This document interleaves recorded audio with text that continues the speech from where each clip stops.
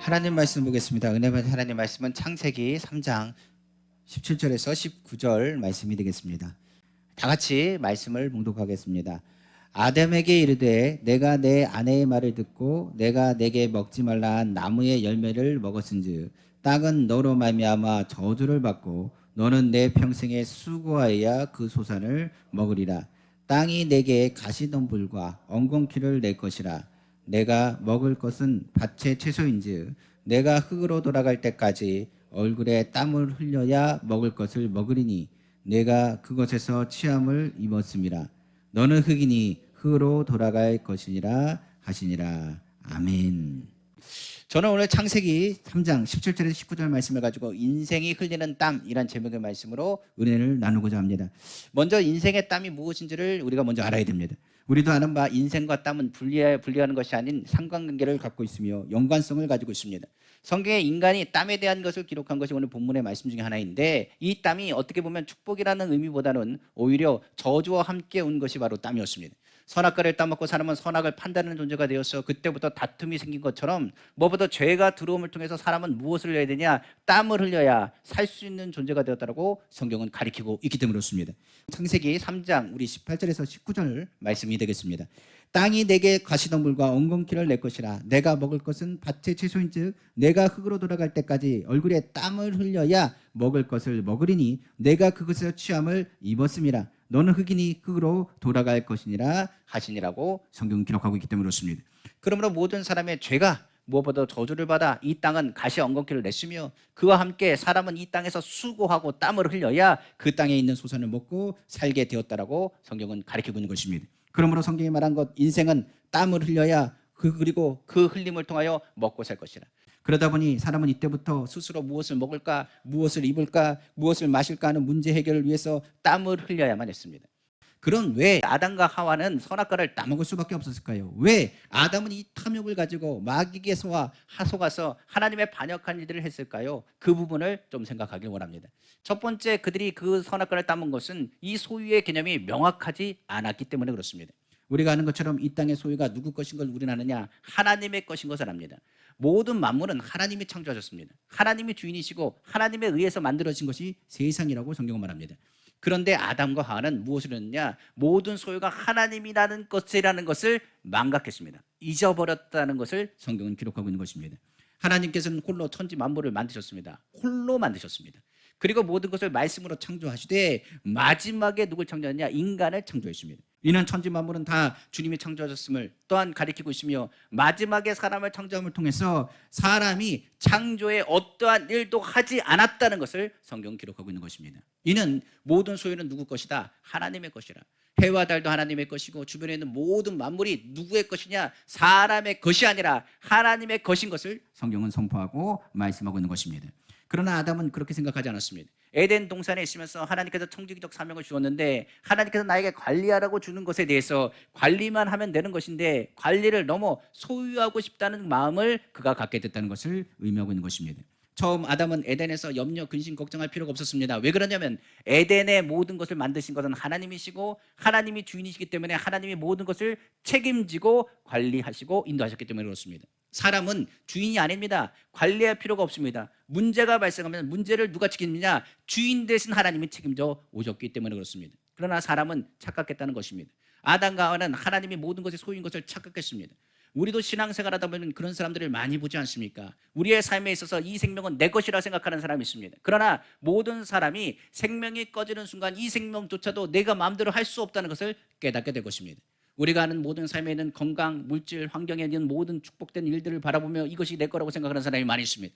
그러나 내 것이라 생각하는 그 모든 것도 사람이 떠나갈 때는 빈손으로 왔다 빈손으로 돌아간 것처럼 내 것이 하나도 없다는 것을 깨닫게 될 것입니다. 내가 소유하는 모든 것이 내 것이다? 아닙니다. 내가 소유한 모든 것이 내 것이 아니었다 깨달았을 때는 시간이 지나간 후일 것입니다.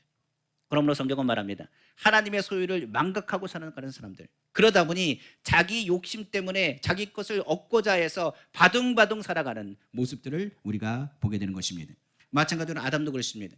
그 에덴 동산에 청지기적 사명을 감당하다가 순간 어떤 생각을 하느냐? 나도 이것을 관리할 수 있겠다, 나도 이것을 취할 수 있겠다, 나도 이 정도는 할 수 있겠다는 착각에 빠진 것입니다.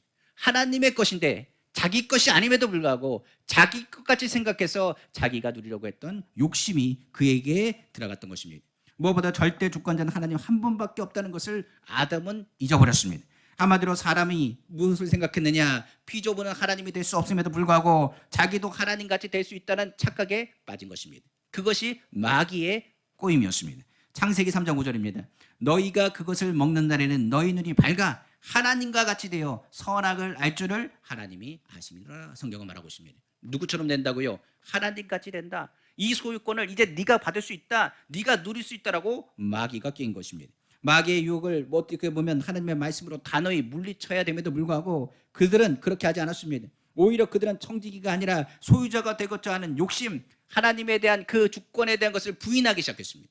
그것이 바로 반역행위요 선악과를 따먹은 사건이었다고 성경 기록하고 있기 때문에 그렇습니다. 그러므로 성경은 확실히 말합니다. 창조주 하나님 모든 소유가 하나님의 것인 것을 먼저 인정하고 기억하라고 성경은 기록하고 있는 것입니다. 두 번째, 그들이 반역하여 넘어질 수밖에 없는 것은 그들이 하는 모든 일이 하나님의 일이라는 것을 잊어버렸기 때문에 그렇습니다. 일의 개념을 우리가 먼저 알아야 됩니다. 모든 일은 누구의 것이냐? 하나님의 일입니다. 성경에 말하기를 너희가 먹든지 마신지 무엇을 하든지 간에 하나님의 영광을 위해서 하라고 했습니다. 모든 일은 하나님의 영광과 연결되어 있습니다. 하나님을 나타내는 것이 하나님의 영광이고 우리의 모든 존재 목적과 모든 일들은 하나님의 일과 연관되어 있습니다. 하나님께서 우리 사람을 창조한 것은 청지기록 사명뿐만 아니라 하나님을 찬양하고 하나님께 영광 돌리기 위해서 인생의 목적을 삼으셨다고 성경은 기록하고 있기 때문에 그렇습니다. 우리가 분명히 알아야 될 것은 우리가 하는 모든 일들조차도 하나님의 일이요, 모든 열방이 주께 돌아오기까지 모든 영광, 하나님의 영광이 온 땅에 가득하기를 하나님께서 원하셨다는 하나님의 말씀을 우리는 기억해야 됩니다. 그러므로 일의 본래 주인은 하나님이십니다. 그러니까 우리는 일에 대해서 하나님의 일을 돕고 관리자의 역할을 감당하는 것이지 우리가 일의 주체가 아니라는 사실을 우리는 알아야 되는 것입니다. 아담은 이 모든 에덴 동산을 관리했습니다. 그러면서 관리하는 일을 하면서 하는 얘기가 내가 이 일을 했으니 나도 내게 주어질 분깃이 있지 않는가라고 생각할지 모르겠습니다. 그가 하는 것은 이것을 하나님의 일이라 생각하지 않고 자신의 일이라고 생각하면서 에덴을 돌봤다는 것을 의미하고 있는 것입니다. 그러나 일의 주인은 누구라고요? 하나님이십니다. 우리가 일의 주인이 되면 그때부터 뭐가 되느냐? 그때부터 우리는 그 일에 책임을 져야 된다는 것을 알아야 됩니다. 그러다 보니 우리가 우리의 일을 한다, 나가 내 일을 한다, 자기 일을 한다면 자기를 뭐 해야 되느냐? 책임져야 된다는 것입니다. 그러나 이것이 누가 일이 되면, 주님의 일이 되면 그때부터는 상황이 틀립니다. 이 일은 누가 책임지는 일이 되느냐? 주님이 책임지는 일이 된다는 사실입니다. 아담은 착각했습니다. 자기 일이라고 생각했습니다. 그러나 이 자기 일이 아니라 에덴을 돌보고 창조한 모든 것을 다스리는 일은 누구의 일이냐? 주님의 일이라는 것을 성경은 강조하여 말씀하고 있는 것입니다. 그러므로 성경은 말합니다. 우리가 주인이 되는 그 순간에 어떤 일이냐? 모든 것을 책임져야 됩니다. 그러나 사람이 그 일들을 책임질 수 있습니까? 땀을 흘려도 책임질 수 없는 일들이 많이 있다는 것입니다. 오히려 책임을 지지 못하고 고난을 당합니다. 죄악과 미움, 전쟁과 질병, 가난과 고통, 죽음을 당하며 살아가야 하는 그 비극이 우리가 책임진다겠다는 외치는 아담의 범죄에서 시작된 결과였다는 것을 우리는 알아야 되는 것입니다. 그러다 보니 성경은 말합니다. 우리에게 말하기를 그러므로 너는 이것을 책임질 능력이 너에게 없다는 것을 기억하고 너의 삶의 소유가 누구 것? 하나님의 것인 것을 기억하며 너의 모든 일이 무슨 일이 될 것을 강조하고 있느냐? 주의 일이 될 것을 강조하고 있는 것입니다. 이를 위해서 성경은 말하죠. 누굴 보내셨습니까? 예수 그리스도를 우리에게 보내신 것입니다. 예수님이 십자가 지신 이유는 바로 이것 때문에 그렇습니다. 예수님이 십자가 지신 것을 통해서 우리에게 피 흘리시고 그 땀방울이 핏방울 되시고 핏방울이 무엇이 되느냐? 그 보혈의 능력이 되어서 우리에게 흘림을 통해서 우리에게 말하고 있습니다.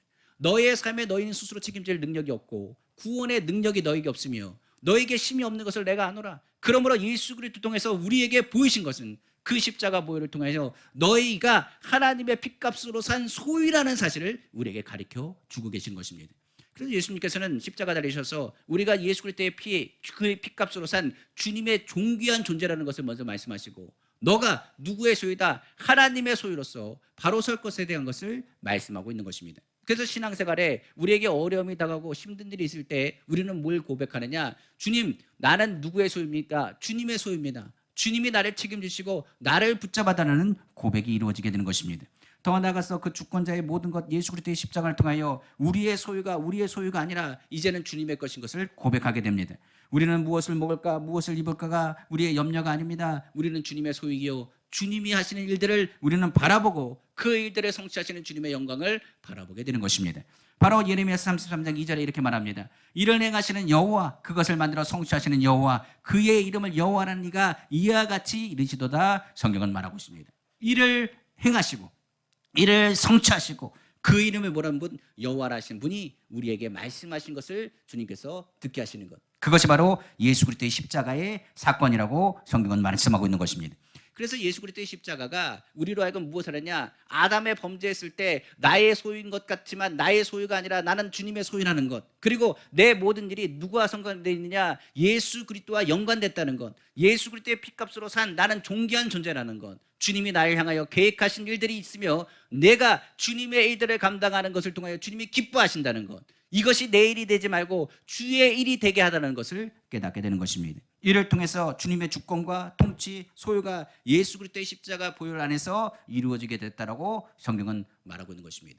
그러므로 성경은 말하기를 인간이 하나님의 일을 빼앗아 성취하고 자신의 영광을 돌리는 것은 잘못된 일입니다. 창조주 하나님을 영광 돌리는 것이 우리의 일입니다. 그리고 우리가 해야 될 일이 있다면 성경은 무엇을 얘기하느냐? 하나님을 의지하고 다만 그에게 더 가까이 가는 일이며 주의 이름을 부르짖고 그리고 더 나아가서 주님의 일이 무엇인지를 깨닫는 것이 중요하다고 성경은 말하고 있는 것입니다. 바로 예레미야서 33장 3절입니다. 너는 내게 부르짖으라 내가 내게 응답하겠고 내가 알지 못하는 크고 비밀한 일을 내게 보이리라고 성경은 말하고 있습니다. 우리가 아는 것처럼 크고 비밀한 일은 무엇입니까? 예수 그리스도의 십자가를 통해서 우리에게 말한 것입니다. 죄진 우리가 예수 그리스도의 십자가에서 구원을 받았으며 연약한 우리가 예수 그리스도 안에서 이젠 연약한 짐을 질 필요가 없는 것입니다. 우리의 삶에는 염려와 근심과 걱정과 모든 풍랑 가운데서 예수 그리스도의 십자가를 통하여 우리를 건지셨으므로 너는 하나님의 자녀요 너는 하나님의 소유된 백성이며 내가 너를 왕같은 제정을 불렀고 내가 너를 싫다 버리지 아니하며 내가 너를 절대로 버리지 않고 내가 너를 돕겠으며 내가 너를 책임진다는 음성을 듣게 되는 것입니다. 예수님의 십자가를 통해서 크고 비밀한 일이 있습니다. 너희는 더 이상 인생의 짐을 지고 땀을 흘릴 필요가 없다. 그 땀으로 사는 것이 아니라 주님의 은혜로 살 것이며 주님의 위로받으며 살게 될 것임을 성경은 말하고 있는 것입니다. 우리의 주인은 이제는 주님이 되십니다. 예수 그리스도의 십자가를 통해서 예수 그리스도의 소유된 우리를 통하여 하나님께서 모든 것을 책임지시고 붙잡아 주신다고 말씀하십니다. 그러므로 크고 놀라운 일은 다른 것이 아닙니다. 이제 내가 짊어졌던 짐을 누구 앞에? 예수 그리스도의 십자가 앞에 내려놓을 수 있는 은혜를 우리에게 베풀어 주신 것입니다. 바로 시편 55편 22절입니다. 내 짐을 여호와께 맡겨버려라. 너를 붙드시고 의인의 요동함을 영영히 허락하지 아니하신다고 성경은 기록하고 있기 때문에 그렇습니다. 하나님께 맡긴다는 건 성경은 말합니다. 크고 비밀한 일을 보임받게 된다라고 성경은 말하고 있는 것입니다. 우리가 아는 것처럼 300만 이스라엘 민족들이 어디 앞에 섰느냐? 홍해 앞에 섰습니다. 그 홍해 앞에서 크고 놀라운 일들을 그들은 목격하게 되었습니다. 이 일들을 앞서 그 300만 명이 홍해 앞에 섰을 때 그들은 큰 절망감과 좌절감이 그들을 누르고 있었습니다. 그들 앞에는 홍해가 있었고 뒤에는 애굽의 군대가 뒤쫓고 있었습니다. 그들의 머리에서는 진땀이 났습니다. 그 진땀이 피땀이 됐습니다. 그들이 얼마나 걱정했는지 근심했는지 백성들이 모세에게 이렇게 말했습니다. 애굽에 매장지가 없어서 당신이 이곳으로 이끌어 이곳에서 죽게 하느냐? 어찌하여 당신이 우리를 애굽으로 이끌어내어 이같이 우리에게 하였느냐? 원망하기 시작했습니다. 그러나 모세는 무엇을 알고 있었느냐? 그 홍해 앞에 서서 내가 하는 일이 아니라 이 일은 구원의 일이라. 구원의 일은 누구의 일이라? 하나님의 일이라. 모세가 하는 것은 이 일은 누구의 일이라? 홍해 앞에서 건지시는 것은 하나님의 일이라. 너희가 지금 왈가왈가 떠들 일이 아니라 이것이 하나님의 일이라는 것을 먼저 인식할 것을 성경은 말하고 있는 것입니다. 이스라엘 민족은 하나님의 백성입니다. 하나님의 소유입니다. 하나님의 소유를 어디 앞에? 홍해 앞에 뒀을 때 그 홍해 앞에서 구원의 일을 행하시는 분은 누구시라? 하나님이시라. 모세가 그래서 오히려 인간의 수단과 방법을 동원하지 않고 하나님께 이렇게 외치고 기도하며 그리고 백성들에게 이렇게 선포했습니다. 출애굽기 14장 13절에 14절입니다. 너희는 두려워 말고 가만히 있어서 여호와께서 오늘날 너희를 위하여 행하시는 구원을 보라. 너희가 오늘 본 애굽 사람을 또 다시는 영원히 보지 못하리라. 여호와께서 너희를 위하여 싸우시니 너희는 가만히 있을지니라. 성경은 말하고 있는 것입니다. 우리가 아는 것처럼 우리가 하는 일이 아니라 이것이 주님의 일이 되었을 때 주님이 그 홍해에서 역사하셨습니다. 어떻게 됐습니까? 결과적으로 하나님이 일하시니 벽과 같이 막혀있던 홍해가 갈라지기 시작했습니다. 그들은 홍해를 무사히 건넜고 이스라엘 백성을 쫓던 애굽 사람들은 그 홍해에 수장되고 말았다고 성경 기록하고 있는 것입니다. 성경의 요한복음에도 이가 비슷한 사건이 있습니다. 바로 가나의 혼인잔치의 사건입니다. 거기서 베푸신 일들, 예수님의 기적을 보면 우리는 일하시는 하나님에 대해서 더 잘 알 수 있습니다. 축하 붐이 분 혼인잔치였습니다. 축하객들이 많이 모였습니다. 그런데 그 시간에 포도주가 떨어졌습니다. 그때 예수의 어머니 마리아가 그 종들을 부릅니다. 그리고 말합니다. 예수님이 너에게 무슨 말씀을 하신지 너희는 그대로 하라고 말합니다. 마리아는 이 일이 누구의 일이라 사람의 일이 아니라는 것을 알았습니다. 이것은 누가 해결할 문제라 주 예수께서 해결하실 문제라 이것은 하나님의 일이라 포도주가 떨어진 것을 통하여 사람들이 해결할 문제가 아니라 이것은 사람들이 어찌할 수 없는 문제라 포도주를 담글 수도 있는 것도 아니고 멀리서 포도주를 사올 수 있는 상황이 아닙니다. 지금 이 문제가 발생했을 때 이걸 해결하실 분은 누구밖에 없느냐 하나님의 일을 행하시는 예수님밖에 없다는 것을 마리아는 알았습니다. 그러므로 그 누구도 해결할 수 없는 일, 그 일은 누구의 일이라 그 일은 자신의 일도 아닙니다. 누구의 일도 아닙니다. 이건 하나님이 하실 일이라는 것을 마리아는 알았던 것입니다. 하나님이신 예수님께서 구원에 대한 크고 비밀한 일을 갖고 계신 분이었습니다. 그러므로 우리는 구원이신 예수님께 모든 것을 맡겨야 하는 것입니다. 예수님께서 그 하인에게 명령이 있습니다. 물의 결례에 따라 손 씻는 항아리에 가득 채우라고 하셨습니다. 그 물을 떠서 연예들에게 갖다 주라고 말씀하셨습니다. 하인들이 그렇게 하니 놀라운 일이 일어났습니다. 물이 변하여 포도주가 되었습니다. 최상품의 포도주가 되었습니다. 이에 연회장은 처음보다 더 좋은 포도주가 나왔다고 즐거워하며 그 가정의 염려와 공경은 벗어나게 되었다고 성경 기록하고 있는 것입니다. 포도주가 된 것은 누구의 역사냐? 하나님의 역사입니다. 하나님의 일인 것입니다. 하인은 무엇입니까? 물을 떠다 준 것밖에 없습니다. 많은 사람들이 이 부분에서 이렇게 갑니다. 물을 떠다 주는 것, 그것을 통하여 포도주가 되었는데 포도주가 안 됐으면 어떻게 됐습니까? 라고 물어볼지도 모르겠습니다. 예수님이 하시는 하나님이라고 했습니다. 만약 물이 안 변하여 포도주가 안 됐어도 하인들은 걱정할 필요가 없습니다. 왜 그럴까요? 그 일은 내 일이 아닙니다. 주님이 나에게 명령하신 일입니다. 물이 변하여 포도주가 안 돼도 걱정할 필요가 없습니다. 떠다 주라 그러면 떠다 주면 됩니다.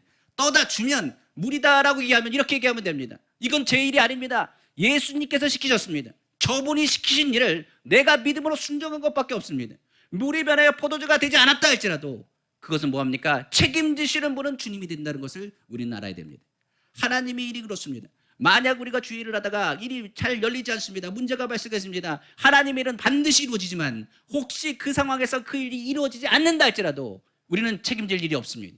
그 일에 순종했을 때 그 일을 책임지시고 붙잡으시는 것은 누구시다? 하나님인 것을 보게 될 것이기 때문입니다. 그러므로 인간의 수단과 방법은 진땀과 피땀과 고통뿐입니다. 그러나 예수 그리스도께서 우리에게 말씀하신 것은 아무것도 염려하지 말고 모든 일에 기도 간구로 구할 것을 감사함을 하나님께 알아라. 모든 지각에 뛰어난 하나님의 평강 그리스도 예수에서 너희 마음과 생각을 지킨다고 말한 것처럼 너희 마음과 생각 가운데 주님의 일인 것을 기억한다면 그 일의 책임은 너희가 질 필요가 없고 내가 그 모든 짐과 모든 일들을 해결할 것이라고 주님께서 말씀하시기 때문에 그렇습니다. 그럼 오늘 예배 시간이 그렇습니다. 모든 짐을 누구에게 맡기는 것이냐? 예수 그리스도께 맡기는 것이 바로 이 예배입니다. 우리 인생의 짐을 짊어지시는 분은 누구나 바로 예수님이십니다. 오늘 예수님께 나와서 그 짐을 짊어지면 물이 변하여 포도주가 되는 사건, 예수님의 첫 번째 사건입니다. 주님의 일들은 기적적인 일이고 우리가 알 수 없는 일이지만 하나님께서 우리에게 말씀하시는 것을 통하여 우리 가운데 놀라운 일이 일어난 것을 보게 될 것이라고 성경은 말하고 있는 것입니다. 마태복음 11장 28절에 이렇게 예수님 말씀하셨습니다. 수고하고 무거운 짐 자들아 다 내게로 오라 내가 너희를 쉬게 하리라고 성경은 말하고 있는 것입니다. 우리의 삶의 문제도 그렇습니다. 자녀의 문제 없는 사람이 어디 있겠습니까? 환경에 문제 없는 사람이 어디 있겠습니까? 그리고 염려 근심 없는 사람이 어디 있겠습니까? 내일이 되면 나는 해결할 수 없습니다. 자녀의 문제에 대해서 이야기하면 자녀의 문제를 해결할 수 있습니까? 내 것이라고 생각하면 절대로 해결할 수 없습니다. 내 자녀가 아니라 하나님이 나에게 맡기신 자라고 하면 그 자녀에 대한 부분은 누가 책임지느냐? 하나님이 책임지십니다. 우리의 삶에 있는 건강도 그렇습니다. 내 몸의 연약함을 내가 어떻게 할 수가 없습니다. 내 몸에 불편한 것을 어떻게 해결할 수 없습니다. 병원에서도 뭐라고 얘기하지 못합니다. 내 삶의 문제에 염려, 근심과 걱정이 얼마나 많이 다가온지 모르겠습니다. 이것이 내 질병이고 내 문제가 된다면 나는 해결할 수 없습니다. 그러나 이것이 누구의 일이 되면 주님의 일이 되면 그때부터는 우리는 기도할 수 있습니다. 주님, 하나님의 자녀가 아픕니다. 주님, 주님의 소유가 아파하고 있습니다. 주님, 나를 치료하시고 나를 붙잡아 주옵소서. 그때부터는 주님의 치료가 누구를 통해서 주님의 책임하에서 이루어지게 되는 것입니다. 그래서 우리가 예수 이름을 부르는 것입니다. 모든 수고하고 무거운 짐을 주께 맡기는 것입니다. 내 삶의 주인이 내가 아니라 주님인 것을 인정하는 것, 그것이 우리의 삶 가운데 기적과 모든 죄악과 모든 짐에서 벗어나는 길이라고 성경은 가리키고 있기 때문에 그렇습니다. 인간은 예수 그리스도 앞에 무릎 꿇고 회개할 때 하나님께서 그 명령을 통하여 인생의 주인이 아니라, 너희가 인생의 주인이 아니라 인생의 주인 되신 주님께서 너의 삶의 모든 짐을 대신 짊어지시고 책임진다는 음성을 듣게 되는 것입니다. 예수님께서도 이렇게 말씀하셨습니다. 마태복음 6장 31절에 32절입니다.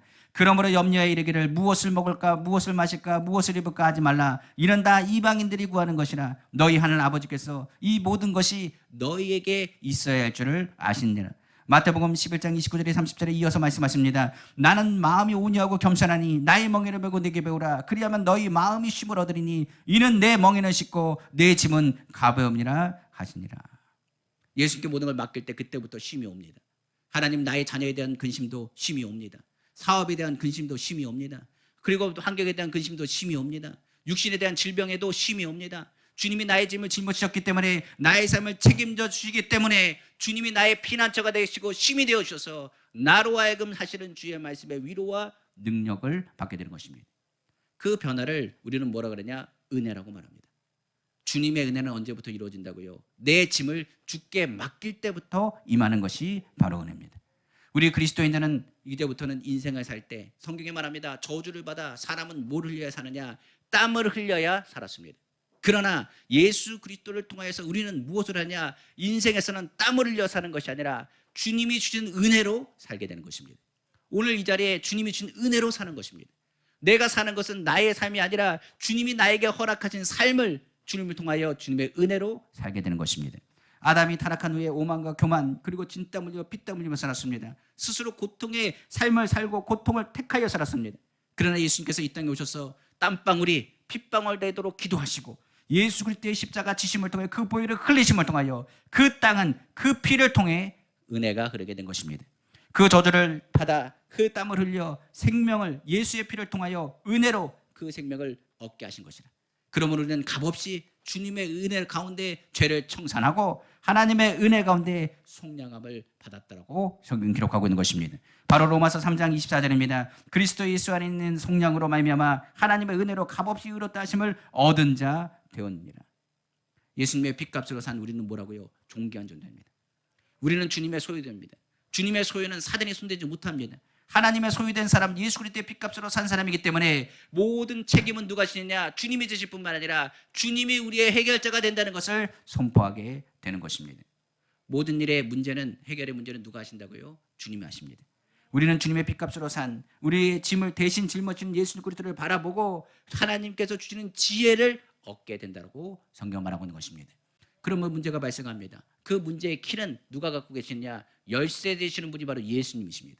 우리가 예수님을 기도하면 주님은 무엇을 우리에게 주시냐? 우리가 상상할 수 없는 지혜를 우리에게 허락해 주십니다.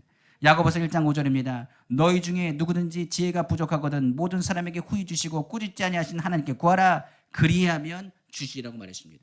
바로 지혜를 하나님께서 주셔서, 하나님의 지혜와 굿 아이디어를 주셔서 그 사업과 환경 가운데 하나님이 하여 나갈 일들을 알려주시고 하나님의 은혜 가운데 서게 하신다고 성경 말하고 있는 것입니다.